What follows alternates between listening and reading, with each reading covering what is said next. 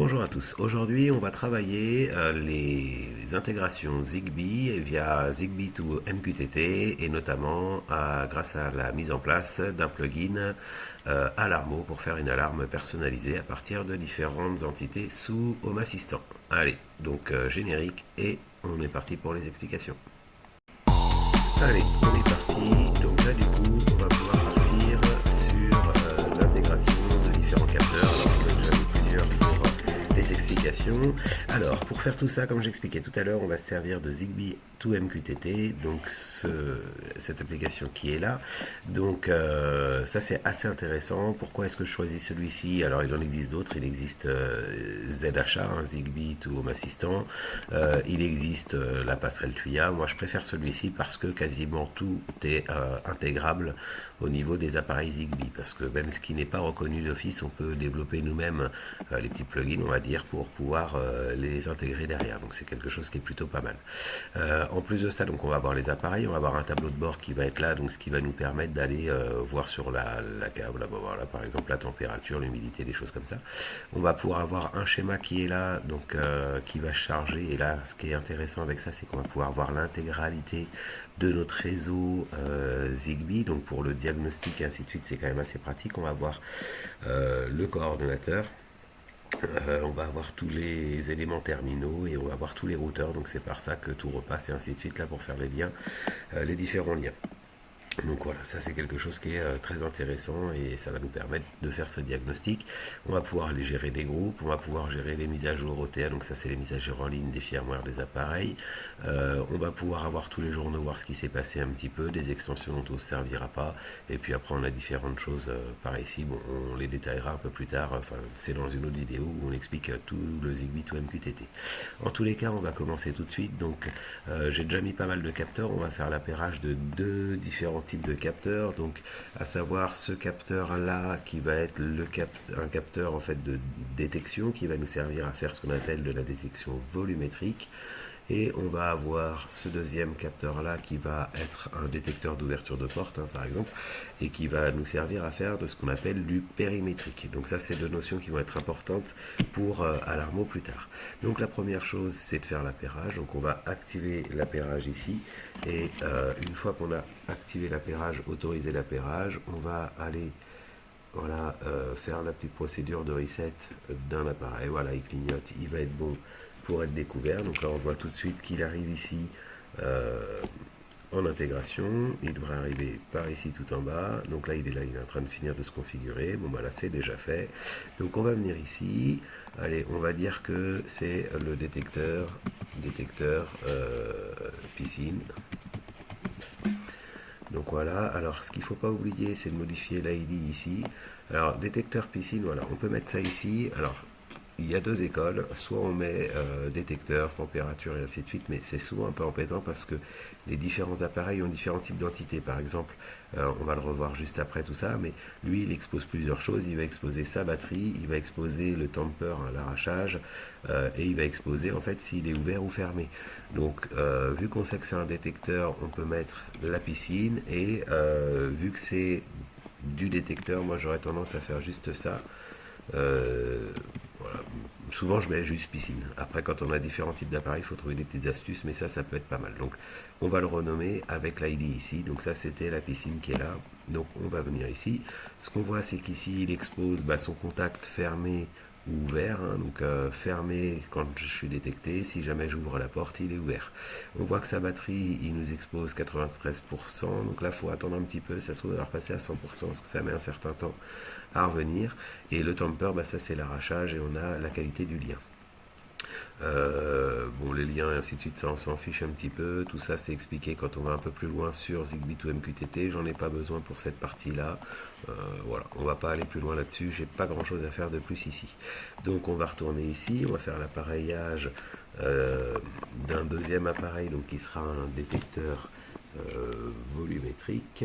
Et donc là, je vais arriver ici. Je vais faire sa procédure de reset. Donc là, on voit qu'il clignote.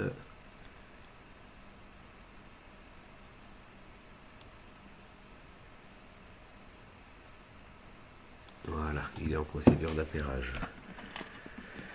Donc alors ça c'est un détecteur, un petit capteur qu'on peut trouver un peu partout. Ça c'était un volumétrique de chez Lidl, donc qui a des avantages et des inconvénients. Voilà, on en reparlera un petit peu. Mais celui-ci en fait il me sert par exemple dans la maison, j'en ai qui me servent pour l'éclairage et pour l'alarme, hein, parce que chaque élément, c'est ça qui est l'avantage d'être sur un système supervisé, c'est que plutôt d'avoir des détecteurs pour l'alarme, des détecteurs pour l'éclairage, des détecteurs pour tout ce qu'on veut bien mettre derrière, bah, du coup, grâce à un détecteur, je vais pouvoir faire plusieurs fonctions derrière. Donc, alors, piscine, là on peut mettre V, on va modifier l'ID parce que je peux pas mettre deux fois un identifiant unique, hein, voilà. Donc piscine V, ça va être ça. Donc là j'avais piscine périmétrique, piscine volumétrique. Donc bah là on va être pas mal, on va faire tout ça. Alors est-ce que tout est arrivé? Donc voilà, on voit que là il est occupé, c'est parce qu'il a fait une détection. Donc c'est un peu ce que je vous disais tout à l'heure, une fois qu'il a détecté, il va rester occupé pendant un certain temps jusqu'à ce qu'il ne voit plus rien. Donc ça c'est le côté un peu pénible des fois parce que euh, pour refaire la détection de personnes, ça peut être un peu pénible pour l'éclairage. Donc là, on va voir que dès que le tamper est là, qu'il a été manipulé, voilà, on voit qu'il se remet dessus. La batterie, l'eau, il nous dit juste que la batterie, elle est un peu déchargée, il peut nous envoyer une alerte. Et sinon, je vais avoir l'état de la batterie et la qualité du lien.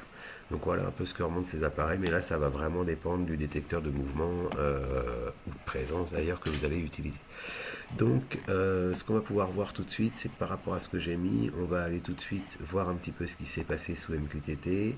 MQTT il est ici, donc là je vais pouvoir voir normalement si je retourne en piscine, voilà j'ai deux entités ici qui sont piscine, donc un door sensor en fait un détecteur de porte. Là j'ai un smart motion sensor, donc un petit détecteur de détection intelligence et voice thread, donc c'est des produits Lidl ou fabricant Tuya, là c'est du assez générique. Donc voilà un petit peu pour tout ça. Donc maintenant ce qu'on va aller faire c'est installer Alarmo. Alors Alarmo c'est assez simple, on va retourner ici et on va alors d'abord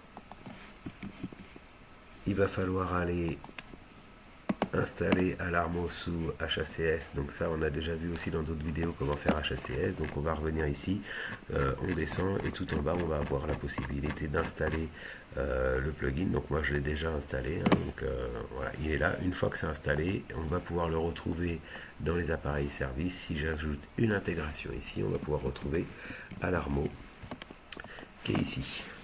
Donc Alarmo, bon, on la laisse dans une pièce qui s'est faite toute seule, donc Alarmo. Donc on va revenir ici.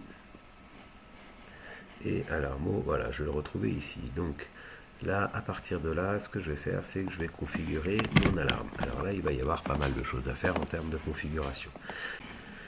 Donc en termes de configuration, on va pouvoir déjà désactiver après déclenchement, oui ou non. Moi je l'active pas, ça c'est est-ce qu'au bout d'un certain temps, là, dans ce qu'on va paramétrer, est-ce qu'elle s'arrête toute seule ou est-ce qu'elle se désactive ou est-ce qu'elle repart en activation.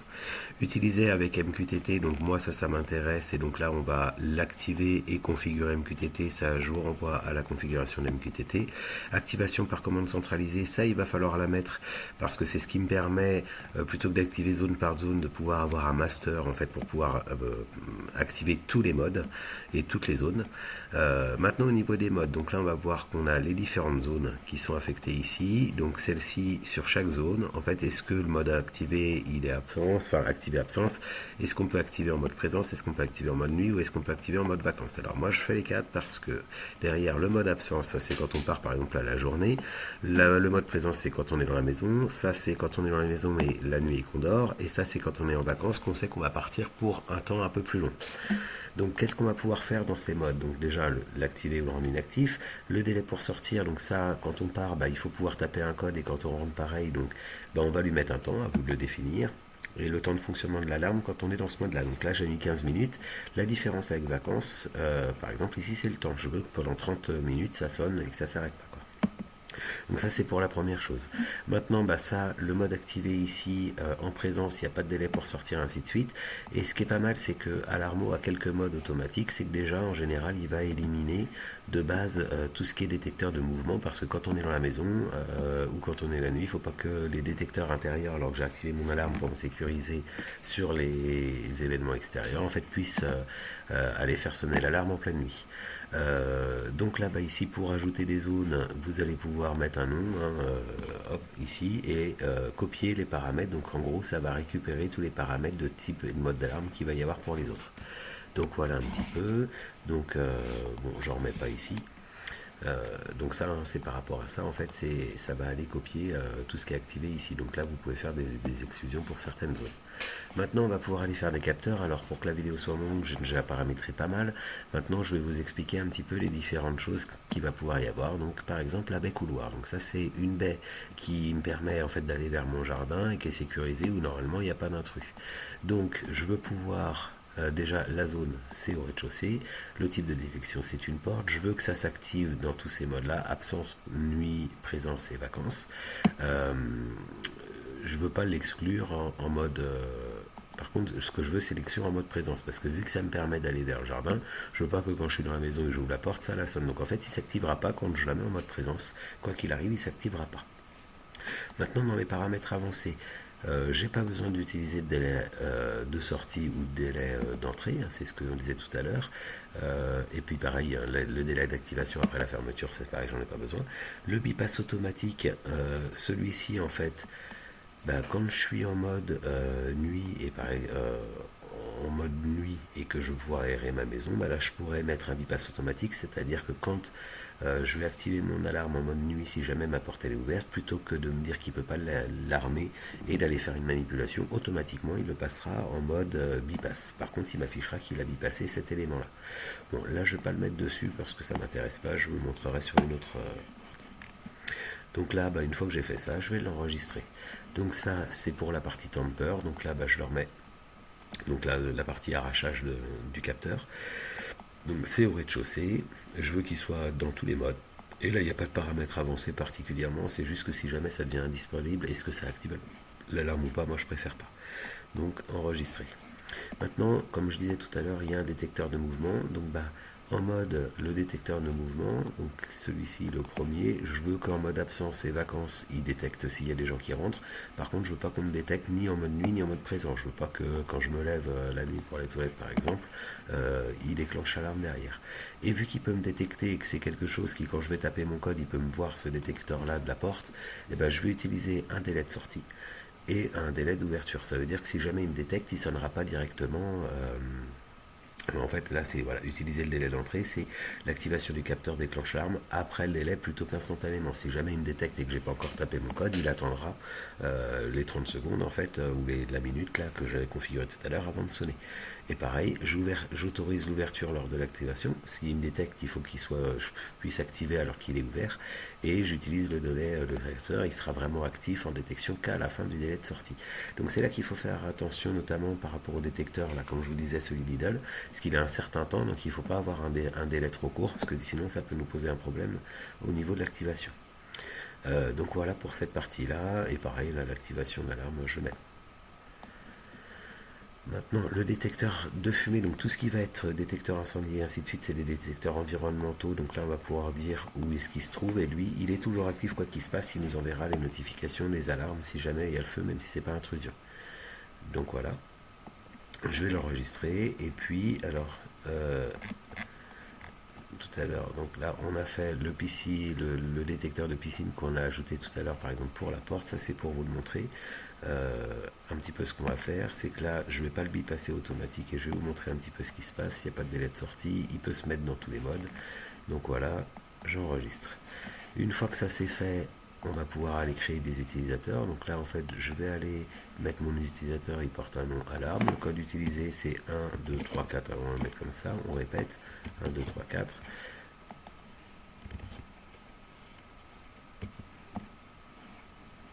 Donc voilà, demande de code pour l'activation, non, quand lui il active son code, il n'a pas besoin de l'activer. Alors par contre pour les enfants, pour éviter qu'il active n'importe comment, on pourrait exiger le code pour le faire.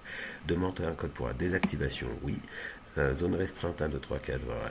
Lui il peut faire toutes les zones restreintes, donc activer chaque étage indépendamment, et il va pouvoir forcer l'alarme grâce à un code. enregistrer. Hop, voilà. Et maintenant, on va aller faire les actions. Donc les actions, je vais vous montrer un petit peu, mais on peut faire une notification d'événement. Donc par exemple, quand l'alarme, elle est...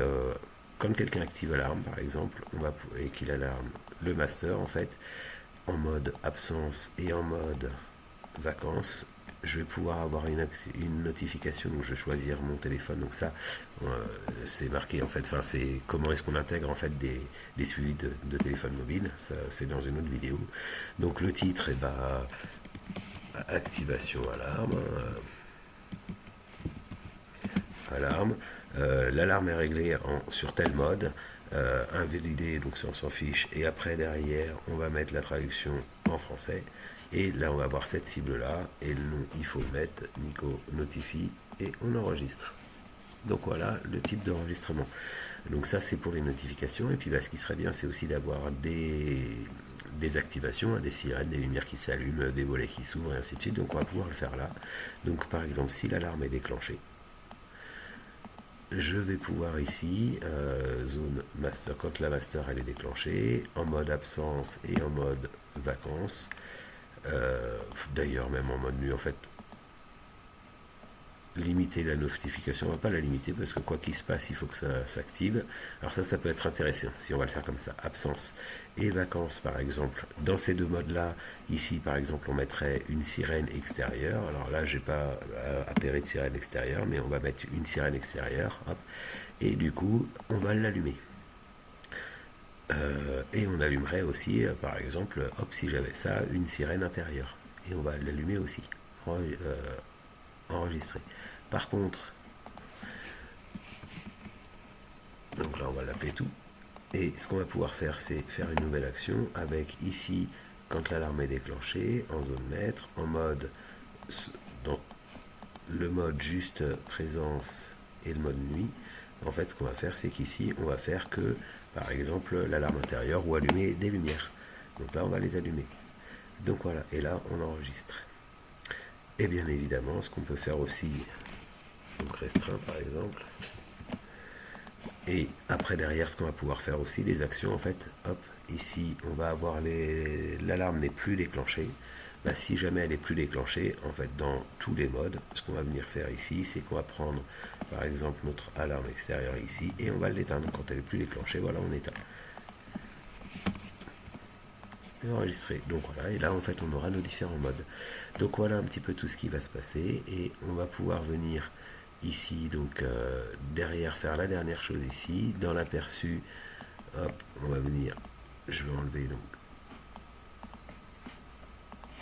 on va pouvoir venir intégrer les cartes. Donc pour intégrer les cartes, il va falloir retourner dans HACS et télécharger le module. Donc là je retape Alarmo Card. Une fois qu'elle est installée, donc la même chose que tout à l'heure, une fois qu'elle est installée, vous allez pouvoir aller dans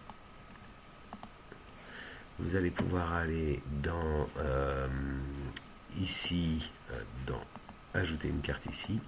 Là, on va aller chercher les cartes. Donc, on va retrouver la carte qu'on a installée, la Alarmo Card, qui est celle-ci. Là, la personnalisée Alarmo Card, c'est la meilleure. Donc là, l'entité, c'est sur le master. Donc là, c'est Alarme. Là, c'est pour faire une mise complète. Ici, on va pouvoir faire ça. Les facteurs d'échelle, ça c'est juste pour agrandir ou réduire ça. Ça c'est pareil pour le clavier. Afficher l'icône au milieu du texte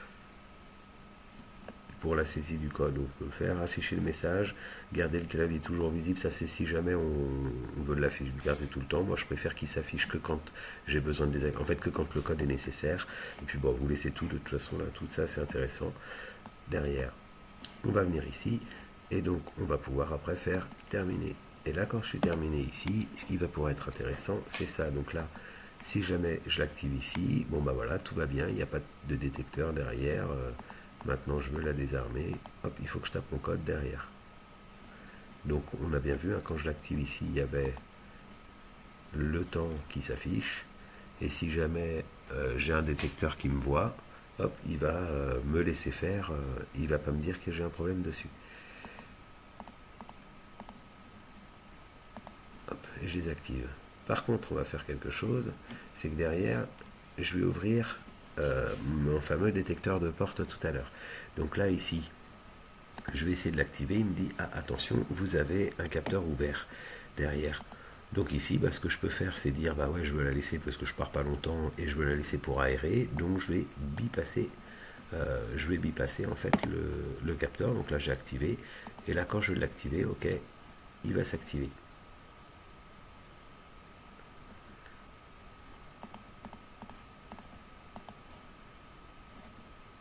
Alors je vais vous montrer quand il n'y a pas de délai. Donc là on va l'activer en présence. Il me dit que j'ai un capteur.